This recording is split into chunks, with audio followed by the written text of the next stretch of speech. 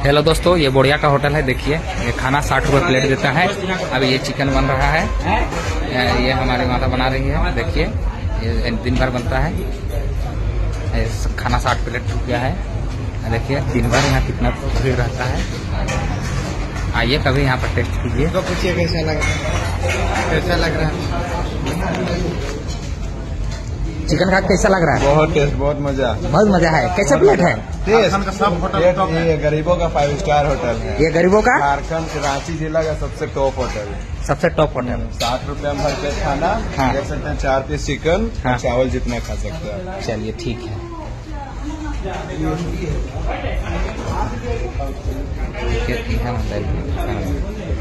ये देखिए